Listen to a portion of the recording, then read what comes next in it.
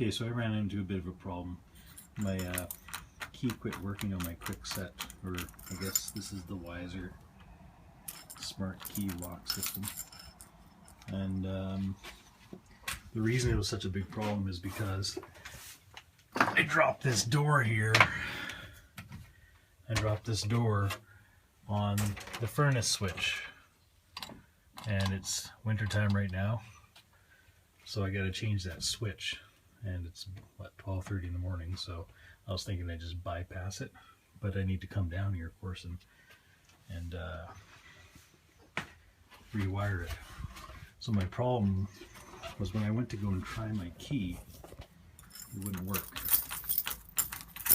And this is the actual key. Oh, no, still not working. So what I did is I went online and watched a few videos about how to bypass this thing with some fancy tool, and somebody said that you could just use a key blank. So I thought, why don't I try that? Just use the exact same key. And again, this is locked. Like, that's not working, even though it is the proper key. It won't open. I took it. I'm probably gonna break it this time. But, oh no, there she goes. It's pretty damn easy to break into that. On top of that, I tried that key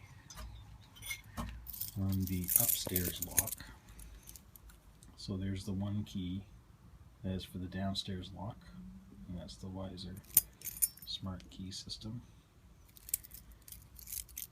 And I tried that by accident on the upstairs lock because I couldn't remember which one was which, and both keys worked on the upstairs lock.